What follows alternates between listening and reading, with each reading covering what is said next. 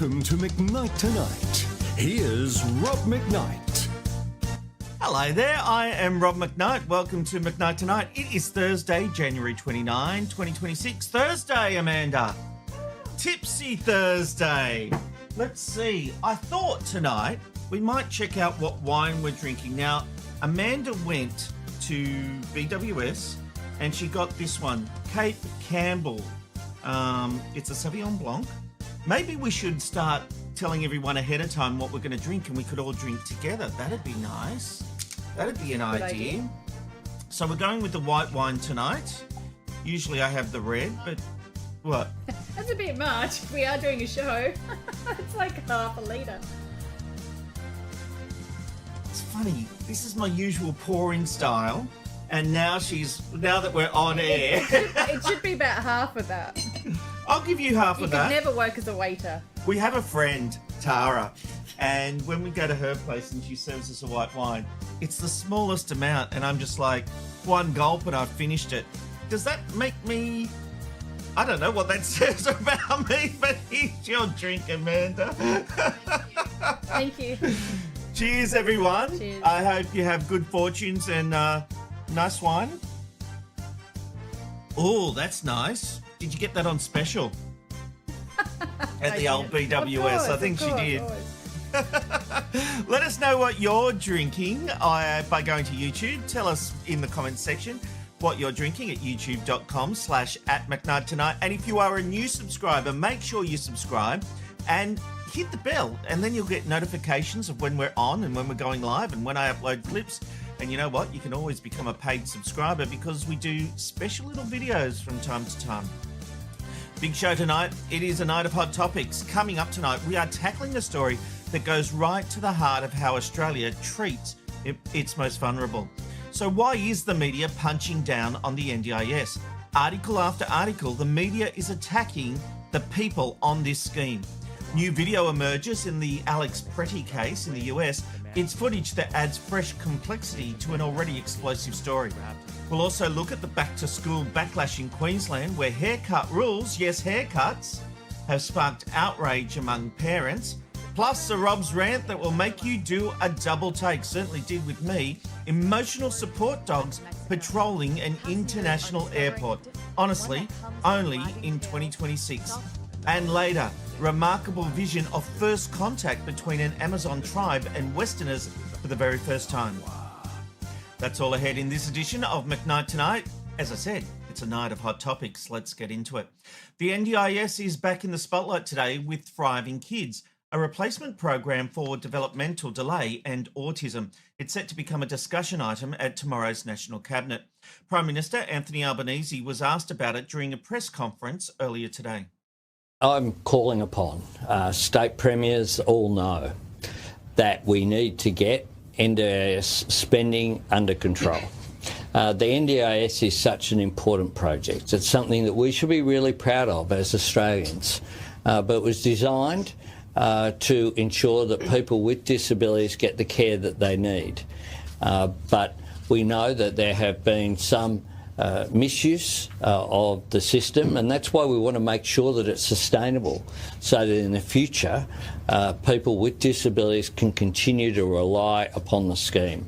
So the Thriving Kids program is important. That was an announcement made by Mark Butler as the Minister some months ago now. We've been working through these issues with the states and territories. We've already got spending on the NDIS down, but we think it certainly can get to where it is, 8%, and can be got further down as well, so that it is sustainable. That's important for a social policy program that's so central to our way of life and making sure that people with disabilities can fully participate in Australian life.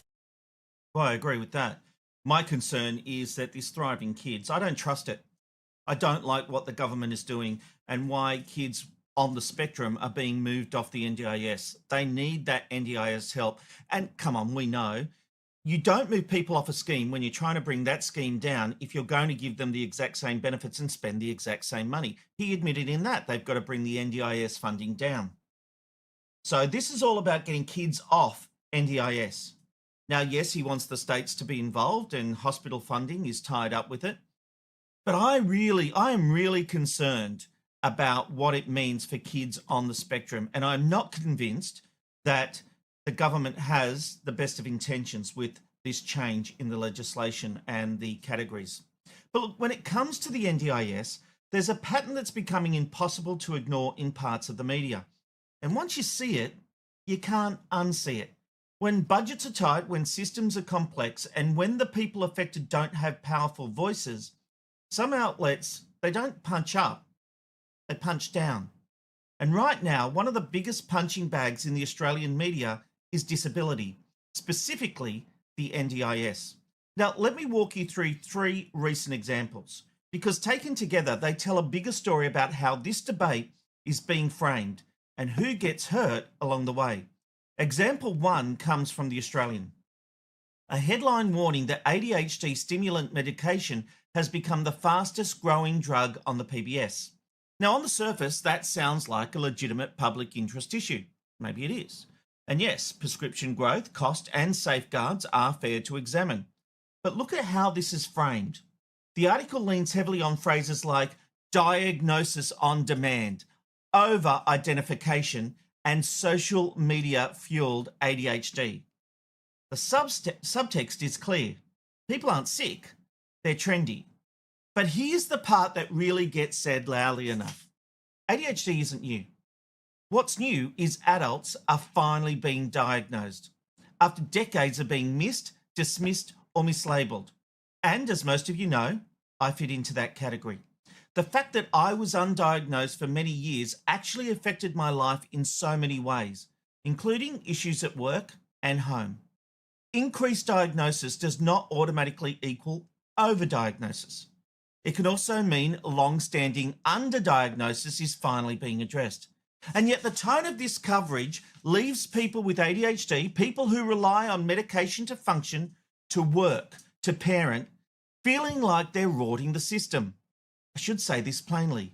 I have ADHD. I need that medication.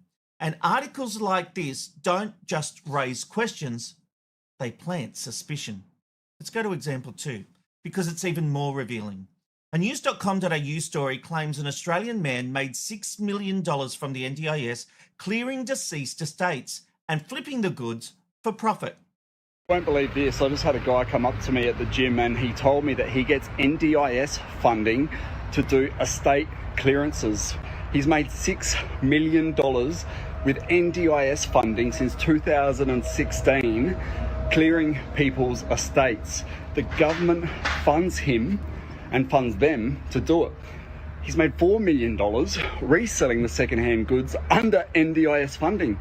What better way to advertise buying people's stuff?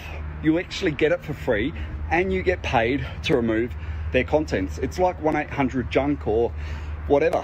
How good's that? Now, that was the video that ran in the news.com.au article, and it's the video the whole article is based on. Sounds explosive, doesn't it? Except there's one small problem. The story isn't actually a story. There are no documents, no contracts, no verified NDIS provider records. The central claim comes from, and I'm not exaggerating, a guy at the gym. Even the article itself acknowledges that the NDIS does not fund estate clearances and that funding ceases when a participant dies. In other words, the supposed scandal collapses under its own weight, but not before the damage is done. The headline still screams corruption, and the comments fill with anger.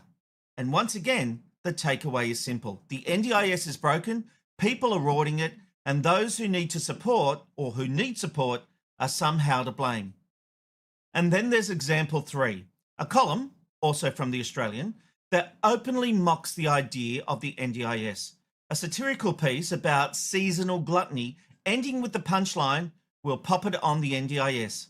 Now look, satire has its place. I have defended comedy and I don't believe there are any sacred cows. But usually satire punches up, not down. But even then, it's not about this one article. That's not from a comedian. I think comedians can do it very... comedians can take an issue, they can punch down, but they do it in a smart way. An article like this is just basically saying the NDIS is a rort, I'm going to get it for this new thing that I've just made up. When disability support becomes the punchline, when the NDIS is reduced to a running joke about bogus claims, it reinforces exactly the same narrative, that disability is exaggerated, that support is indulgence, that people are having a lend. And once that idea is normalised, it becomes politically easier to cut, restrict and delay support. Let's be clear about something. The NDIS is not perfect. It needs reform. It needs better oversight. Yeah, it needs accountability. But reform starts with facts, not vibes, not anecdotes, and not lazy suspicion aimed at people with the least power to fight back. You know, when media coverage consistently frames disability as a cost problem, a credibility problem, or a cultural joke, that's not scrutiny, that's punching down. And the people who wear the consequences aren't columnists or commentators or politicians. It's the Aussies who've already spent their lives proving they deserve help.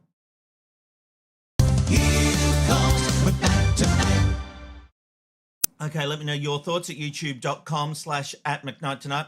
A lot of you know I'm a defender of the NDIS, and I feel like I have to do that because of the media and the way the mainstream media really does punch down. It's an easy headline. They know it's clickbait. They can get people outraged. I'll stand here and I will defend the NDIS. But let me know your thoughts. Get in the chat. Let me know if you're a new commenter. You've never commented on McKnight Tonight before. Maybe tonight's your night, especially if you disagree with me. I like it when people disagree with me. All right, moving on. A Queensland boys' college is copping backlash tonight, not over results, not over fees, but over haircuts. St Edmund's College in Ipswich has found itself at the centre of a social media storm after a back-to-school Facebook post reminded families that certain hairstyles simply won't be tolerated when term resumes. Mullets, burst fades, I'm not really sure what a burst fade is, I'm sure it's in there somewhere, long ponytails, facial hair, all listed as unacceptable, with senior boys told they must return clean-shaven and ready to learn. The post, described by the school as light-hearted, didn't land that way with everyone. Parents flooded the comments, accusing the school of being more focused on grooming than education, with some questioning why haircuts should have anything to do with learning at all. Within hours, the post was taken down. Now look, the school insists the policy isn't new, saying grooming standards have been in place for years and that families are informed at enrolment. The entitlement of some people does my head in. You choose to go to this school. You sign up for this. I don't know why they took the Facebook post down. They did nothing wrong. Can you pull up that graphic again, Amanda, the one that shows all the different hairstyles? The school is allowed to tell you what is acceptable and what is not acceptable. I mean, that makes it clear. The fact that parents have said, well, I'm paying my fees, I should get to decide how my child wears my hair. No, there are rules. It's all this is the problem with today's parents and today's youth, because today's youth get whatever they want because their parents defend them. You know, if I had tried to do my hair or dress differently when I went to school and the school pulled me up and they called my parents, you know what my parents would say? Give him the cane. He will do what he's told. Now parents will defend their kids and steamroll the school and the teachers. Now, I'm not saying every teacher's perfect, but a school has rules. And if you want to go to that school, especially the fact that it's a private school, then you have to obey the rules. You can't have a situation where it's, oh, the rules are fine for everybody else, but not my Jimmy, not my Jimmy. The other thing that gets me is people who enroll their kids in a church-based school and then say, but I don't want my child learning any of that church stuff. You've got to accept, if you go to a school, you are choosing to abide by their rules. What next? Do you say no uniform, so we're not going to do homework because the school tells us? It's bloody idiotic. The fact that this is even a story does my head in. This is really simple. The school has rules. If you want to go to that school, you follow the rules. End of story. Thank you. Was that a rant? No, the rant's next. Oh, okay. Roll the sting. tonight. McKnight tonight. McKnight tonight. Here comes McKnight tonight. And I haven't even got to the rant yet. But before we do, an update on the merch that we were talking about last night. Now, I've listened to your feedback, and I think some of you thought the prices were a bit steep. Obviously, the prices are set by the people who make the merchandise, and I get a little bit of profit on top. I've reduced that profit, so go and take another look at the merch store. I've listened, but it does help us if you can buy a little bit. And so it's good quality stuff, though. The one thing I will say about this company, it's good quality. Radio Notes has told me to go with Redbubble. I am looking into that, but that looks like it's a bit cheaper. But the merch that we've got here actually is really good quality from what I can tell. And I'm getting some of it sent to me, so I'll be able to tell you. But you can have a back-end quickie every night. And you can have the water bottle is properly insulated. These ones, we use these kind of water bottles at home, and they're really, really good. The travel mugs. Someone asked, are they double thingied? And Jazzy said yes. Do you know what that was about, Amanda? It was insulated, and she answered yes. She did the research on that. This is my favorite mug, the Rob's Rant. I don't know if I've ordered one, but I'm going to. But look, go back to McKnightTonight.myshopify and have a look for .com, McKnightTonight.myshopify.com, and have a look for yourself and give me feedback. If you still think they're too expensive, I will move over to the Redbubble where it does look cheaper, but the quality ain't so great. But it looks like, I think the stuff that we've got there will last. Well, it's not going to last a lifetime, I wouldn't imagine, but I was going to say that, but that's the promo seller in me. But I think it really does look good quality. And those T-shirts too. You know how you buy those cheap T-shirts and they really fade straight away, and you know, like you basically have one wash, they're so thin. I really do think these T-shirts are good quality, but I'm getting one. I'll wear it on the night I get it. I think it gets here next week, so I'll wear it and I'll show you, and we can have a look. Have I sold it hard enough, Amanda? All right, let's get into the real rant.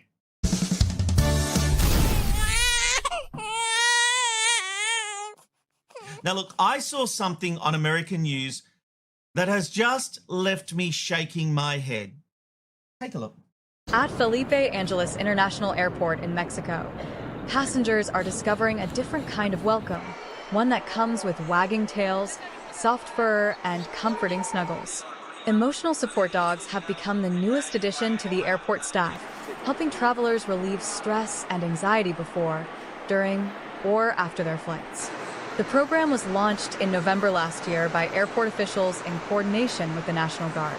Its goal is simple but powerful: to provide emotional support to travelers who may be feeling overwhelmed, anxious, or just in need of a friendly presence amid the busy airport environment. You know what I want from my airport? I want the planes on time. I want to get to my next destination. Put your money into making the parking cheaper. Bloody emotional support dogs. This is at Mexico's Felipe Angeles International Airport. The program, launched in coordination with the National Guard, good to see their National Guard is doing some good, features dogs like Mamet, the French Bulldog, Delta, the Dachshund, Marshall, the Samoyed. What do you know what that one is? Samouyed. Samoyed, and Taco, the Labrador, who help travellers relieve stress and anxiety. You know what helps me relieve stress and anxiety?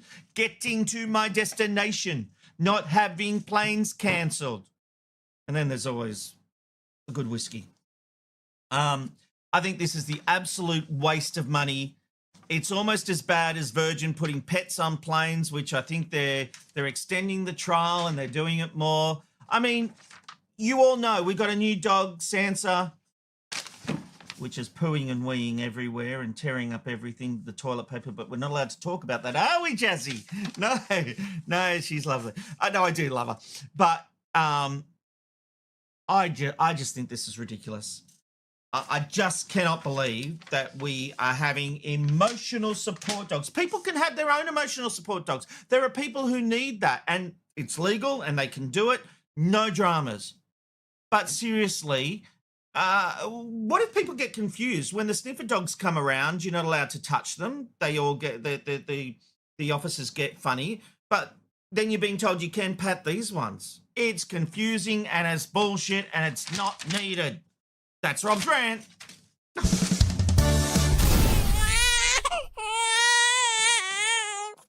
I don't know what that means when I flung the scripts and they literally came right back to me. They're right there, the scripts. What does that mean? Does that mean I'm wrong? No. Don't forget your microphone button. Oh, I'm in trouble. Coming up on this edition of McKnight Tonight, it's more hot topics. Now, look, there's been new footage of Alex Pretti. He was the man shot by ICE. Now, there was an incident between him and ICE 11 days earlier. Now, I did know about this, but we now have the footage. And the big question is, does it change your idea of this man? Because he is attacking ICE agents in their car. I will show you that footage and I will tell you what I think about the whole situation. Plus, there's this amazing footage of the Amazon, an Amazon tribe who've never had contact with Westerners, meeting Westerners for the first time. This has just been uploaded to YouTube. It is absolutely amazing, and I'll show it to you as well. Plus, I will be getting to your feedback right after. You know what time it is. It's time for our random live shot of the day. It's the random live shot of the day. Where are you going today? You'll never know where you'll end up with the random live shot of the day. Tonight's random live shot of the day is coming to us from Oslo, Norway. This is a live look over the Norwegian capital, captured from some of the city's most famous vantage points. They have cameras everywhere and it keeps changing. There you go. We get a big wide shot there. You can see, in some of them, you can see the fjords and just breathtaking views. We see restaurants and basically offering us a postcard perfect views across Oslo. It's going to be a cloudy day today with a low of minus 13 degrees and a high of minus 9. Woo! That's chilly, but beautiful, isn't it? What a beautiful place in the world. Love that. All right, let's get a look at some of the feedback coming through to McKnight Tonight. Jeanette says, good evening. All ready for Tipsy Thursday. Have Black Label red wine here. Well, Jeanette, the Black Label, goodness me, you're doing a bit hoity-toity. So, we're getting through this one. Kate Campbell, Sauvignon Blanc from BWS. So, yeah, it's a good drop. All right, we've got this one from Radio Notes. Stumbles in, Tipsy Thursday. I like that one. All right, we've got this one from Dylan. Happy Tipsy Thursday. What's everyone drinking tonight? It's a beer for me tonight. Oh, what kind of beer, Dylan? Let us know. We've got this one from Beck. Now, this is on the NDIS and the punching down by the media. Autism is one of the most polarized disabilities, and that's certainly true, Beck. I agree with you on that. Cameron says, as an NDIS participant, it can be a roller coaster. Oh, for sure. Absolutely. We've got this one from Own You're Crazy. All these NDIS experts who have never known disability are telling people what they need instead of asking. Oh, you're speaking my language there, Own You're Crazy. Beck says people with disabilities should be asked how to fix the scheme. That comes back to what Own You're Crazy is saying. We've got this one from Radio Notes. This is on the haircuts. Choose high school based on I did not want to wear a tie. Had to have short hair. Fine. Okay. You've made your choice on a tie. Cool. Travis says, what right do the school have to control hairstyles? Sorry, Rob, but that's just a joke. No, it's not. It's called understanding the conditions of going to a school. The school says these are the rules. So they're the rules. Now, you can have meetings and you can try to get changes, but if those are the rules, then those, my friend, are the rules. Own You're Crazy says, I understand a school has standards for health and safety reasons, standards that also apply in the workplace. That's certainly true. Over the page we go. Clint says, in 2026, the school debate is all about styles of haircuts. When I was in high school, the teachers were concerned they couldn't see the sun between high school couples. Very good, Clint. I like that one. Beck says, Rob, your merch is cheap. Oh, good. Well, I'll jack up the prices again. No, I won't. What was that website, Amanda, that people need to go to? It was McKNIGHT.myshopify.com. Well, Beck, if you're saying they're cheap, I don't think you bought some merch. Get on there. Come on. No pressure. No pressure. On the merch regarding the travel mug, Radio Notes podcast says double insulated to keep hot and cold. Certainly is. Good quality. Good quality, mate. Rob on the catwalk in the McKnight Tonight t-shirt. A must-see segment next week. Well, maybe we'll do that, Dylan. Maybe we will. We've got this one from Gavin, who says, I'll trade you my Wake Up mug. Been through the dishwasher a million times. Wake Up, obviously, the Channel 10 show that didn't last very long. All my Studio 10... It's funny, every time I want to tell a story, it's like Amanda saying, get on with it, get to the next feedback. Just take a breath. Have a sip of your wine. Go on, take a sip. You've got a moment. I'm going to take a sip of mine. There you go. All my Studio 10 mugs, they broke over time. I didn't smash them. No, I all my personalised ones, it's really sad, actually. Radio Notes podcast says, maybe Amanda was right to push me on there. There's emotional dog at Adelaide Airport for years, done quietly. Really? That's interesting. I still think it's a waste of money. Beck says, I disagree with your dog thing. Well, Beck, that's your right, and I do like it when people disagree with me, so that's all right. And Own Your Crazy says, I would go to the airport just for the puppies and air conditioning. All right, keep your feedback coming to McKnight Tonight. We will get to more of it shortly because we have a lot more topics to come, including this breaking news. McKnight Tonight. McKnight Tonight. McKnight Tonight. Here comes McKnight Tonight. Okay, to some breaking news now, and it looks like Nine Entertainment has found a buyer for its radio division. The AFR is reporting interests associated with billionaire publican Arthur Laundy is most likely to be the new owner. Now, I've been on the blower today. Basically, this news came through at about 6:30. Was it 6:30 Sydney time or 6:30 Brisbane time? I think 6:30 Sydney time. And I did get on the phone just before we were coming to air, and I've spoken to a few sources who tell me the deal isn't actually finalised, but the paperwork is expected to be sorted overnight with an announcement made. It's likely to be made tomorrow. Now, give me a moment. I'm just checking my phone in case I've got a text message on this very story. I did ask that I said to them I'd be going to air at about 9:30 with this story. So my sources haven't come back to me, which means there's been no developments. But Arthur Laundy is a self-made hospitality billionaire. Now, he turned a post-war family pub business into a sprawling hotel and pub empire all across Australia.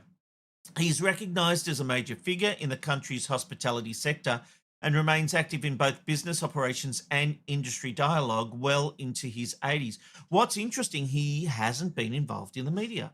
But, of course, what Nine Radio gives you, or what it will be called now, we don't know, is political influence.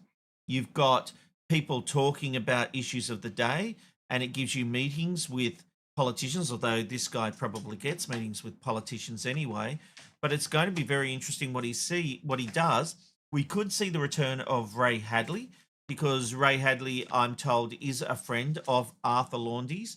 And so it could be quite interesting if Ray Hadley comes back to the airwaves on 2GB, where he was very successful. What it means for 4BC is quite interesting. 4BC's been through a lot of turmoil here in Brisbane, and it will be interesting to see whether the shows that are there currently stay or whether They will network Sydney into Brisbane like they did back in the Fairfax media days and under John Singleton. What's interesting is Arthur Laundy's core business, it's been pubs and hotels for decades.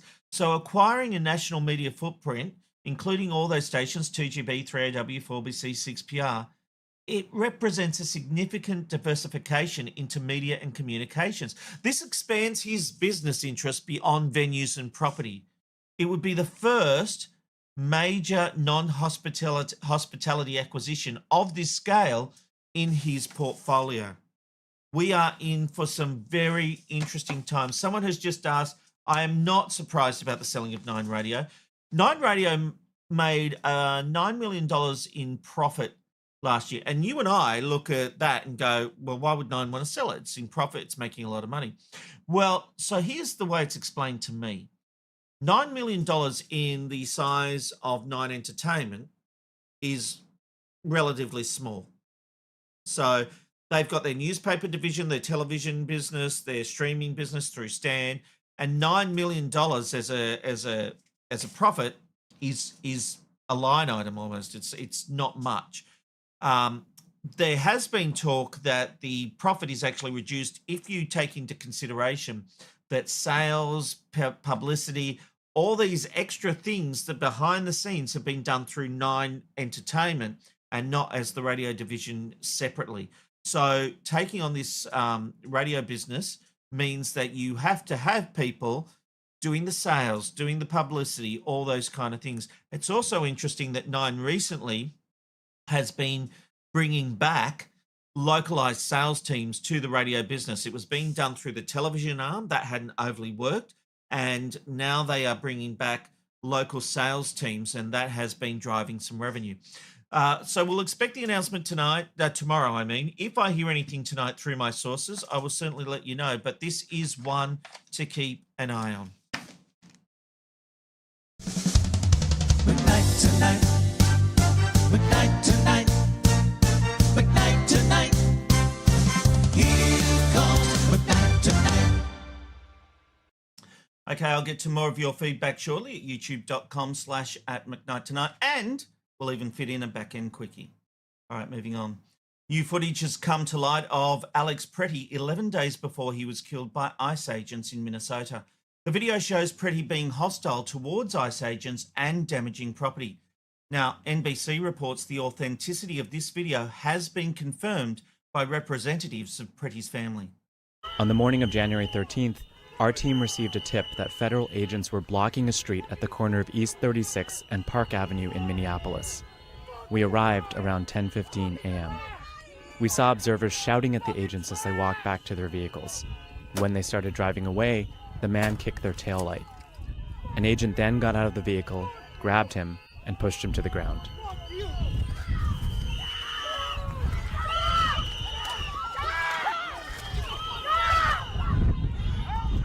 During the altercation, agents fired tear gas and pepper balls into the crowd. They continued to hold the man down before they retreat, and he walks away.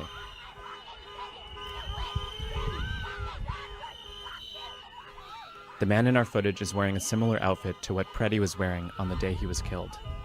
What appears to be a gun is also visible above his waistband.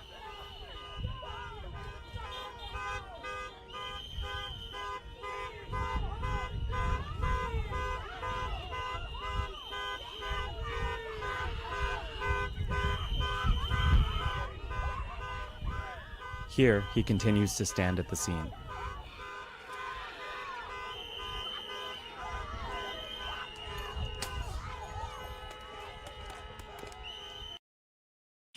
Look, it had previously been reported Pretti had suffered a broken rib when a group of federal officers tackled him while he was protesting their attempt to detain other individuals. Presumably, it was that incident we've just seen. So does it change anything? Does it give context to his killing? No, it doesn't.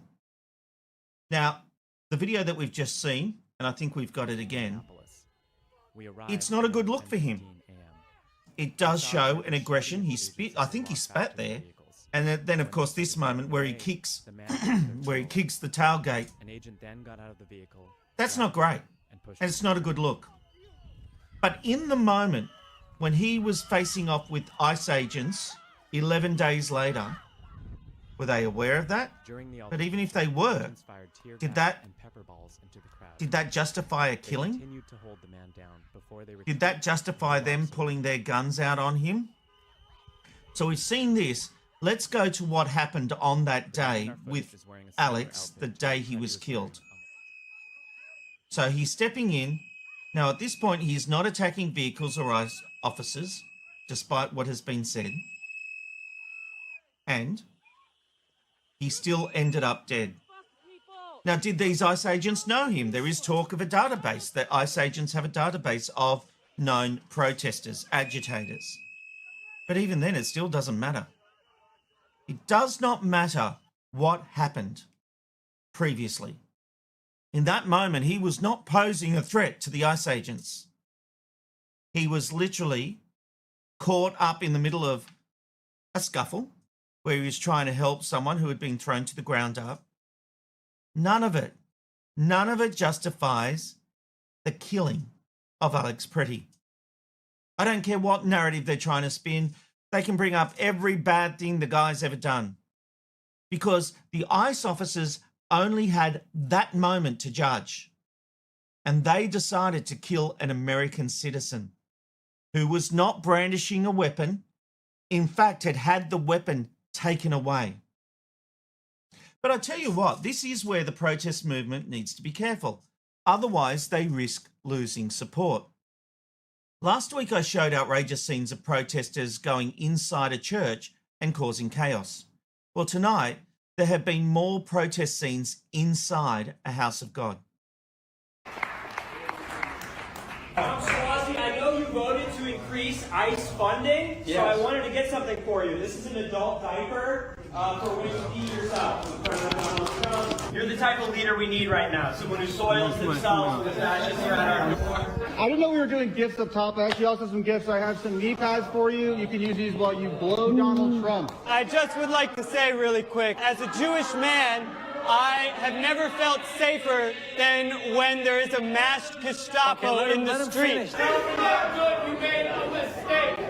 Tell Alex Pretti you made a mistake in expanding funding of ICE after Renee Good had already been shot in the streets.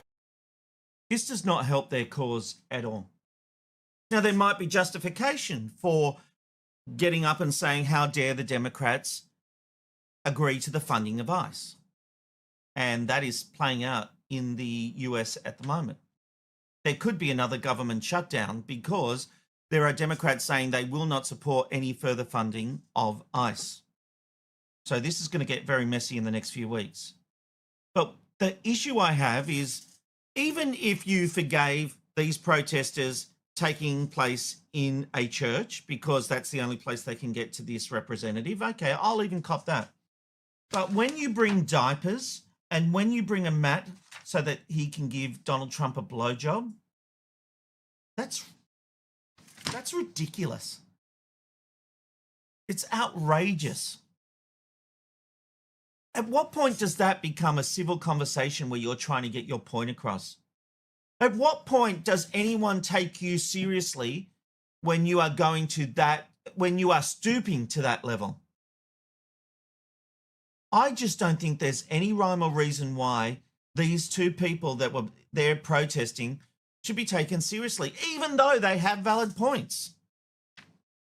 And the representative actually said, we got it wrong. And they then made the point Renee Good was dead when you voted to pass that extra funding for ICE. It's all coming down to the Senate now. Will the Senate pass it? And it's looking like it won't. So in the House of Representatives, this representative obviously voted to pass, and he's a Democrat. And that's the anger brewing from Democrats who are against ICE. Protest. But accusing him of giving blowjobs to Donald Trump and needing diapers, you've lost me. You've lost the argument.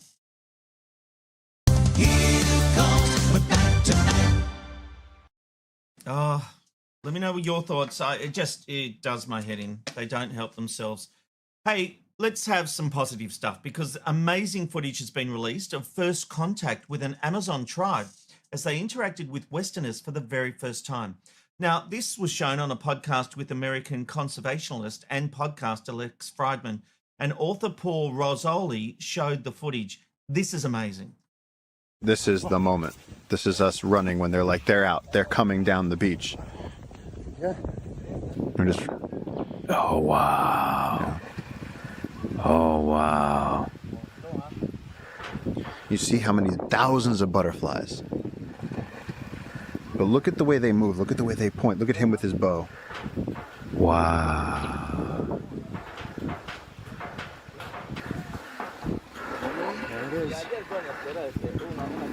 They're trying to figure out what they're looking at. Uh-huh. And they didn't know what the cameras are there. So this was the guys looking out the back. So he's going, there's something back here. He could hear the women in the farm. And I'm looking in every direction because I'm going, which way is the arrow coming from? But see, he has his shotgun. This is just like a farm shotgun. Even if he shot it, you have to use a stick to bang out the shell.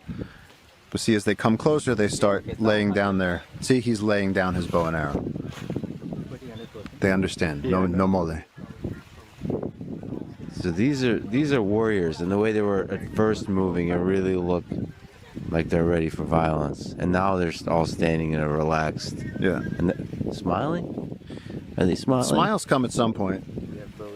I would say that one of these guys seemed like in a leadership position. He did most of the talking. What's with the different hand gestures? The holding your hand up to the face. All of this means something. All of this means something. Some had red smeared on their faces. Some had yellow. I just think that's amazing. I find it so hard to believe in this world, as connected as we are, there are still tribes in the Amazon rainforest who have never had contact with Western civilization. It's just amazing.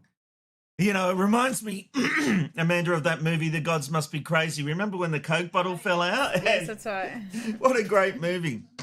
But what must have been so scary for these people is that you don't know if this tribe is going to attack you. You don't know if they're behind you. You don't know how many people are there. It is so phenomenal to see this play out, and then for them to put their weapons down. And the fact that the Westerners got out of there. Because even though they might have a shotgun, my money would be on the tribe people to win. Just amazing footage, and just shows you there are amazing things happening. We get caught up on all the negativity of all the bad stuff in the world, but there are still amazing things happening like that. Just fabulous. McKnight tonight. McKnight tonight. McKnight tonight. Here comes McKnight tonight. All right. It's time for a back-end quickie. It's time for a back-end quickie. I don't know. When we talk about a back-end quickie, I feel like I need a wine to go with it. Get in the mood, so to speak. This is classic. We often see fail videos. You know I love videos where dogs pull their owners by the lead and go flying and all that kind of stuff. But sometimes in life, things go right. And tonight's back-end quickie celebrates all those moments where something that could potentially be a fail spins and turns on its head.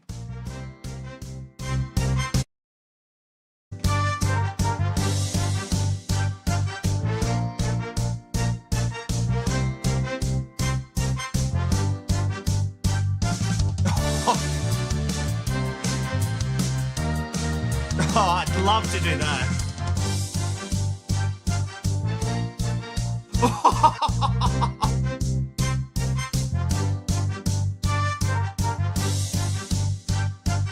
No.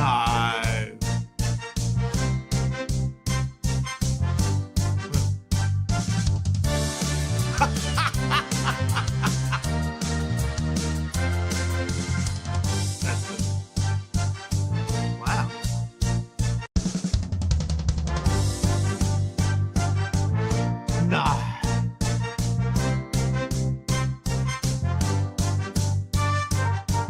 right, that's pretty cool. That's pretty cool. All right, let's finish off this show by having a look at some of the feedback coming through to McKnight Tonight.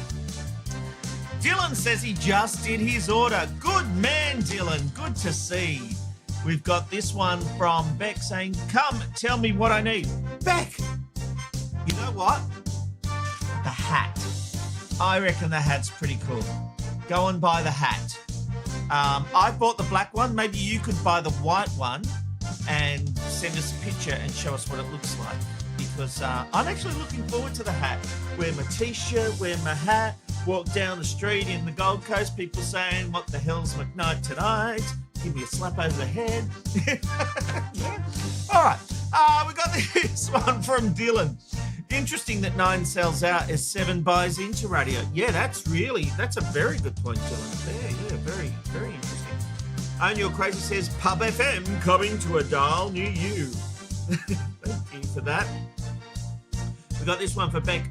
This is regarding the new video of the man who was killed by ICE. Unless you have done something to a child, nothing justifies a killing. I agree with you on that. We've got this one from Cameron. Pretty much when do you cross the line? Depends on the situation. Well, Cameron, I'll tell you this. You don't cross the line. That video, I've got to tell you, that video isn't great for Alex Pretti. It doesn't paint him in the best light. But does that mean that 11 days later, when he's helping someone who's been pushed over by ICE and he's filming them, that he should be killed? I just don't think it does.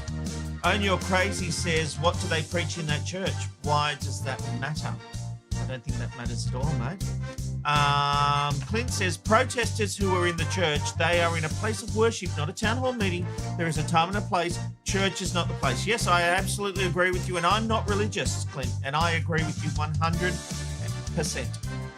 Dylan says, another interesting video. This is the Amazon tribe. Didn't realise there were still tribes out there. I know. It's fascinating, isn't it? Yeah, I was quite the same. I was transfixed by it. Cameron says that video is interesting, like a documentary. Yeah, it is. It'd be great to see a full documentary on that. We've got this one from Own Your Crazy. Who is this guy, David Attenborough? Well, maybe, but he's certainly, I don't remember David Attenborough going to Lost Tribes. He does a lot of great stuff, but not like that. We've got this one from Beck. I must admit I don't agree with this stuff being shared because these tribes are extremely private. You know, Jasmine said the same thing, Beck. She said the same thing, that they shouldn't have filmed them. But I don't know. You know, like, they don't know what the cameras do. It's not like they go back and put on the TV. They don't have electricity. No? Nothing? I give up. All right, that brings us to the end of McKnight Tonight. Don't forget to go and buy some merch. Just go to mcknighttonight.myshopify.com. Come on, help us out, Beck. Get the hat. That's what you can get. Although I'm really keen on the t-shirts because I'm really excited to get my t-shirt. All right, that brings us to the end of this edition. We'll see you next week on Monday for another edition of McKnight Tonight. I look forward to your company. YouTube.com/@McKnight Tonight. We'll see you at 9 o'clock Australian Eastern Daylight Time. See you then. Fun, insightful interviews from a washed-up producer with nothing to lose. Night tonight, McKnight Tonight, McKnight Tonight. It's good night from McKnight Tonight.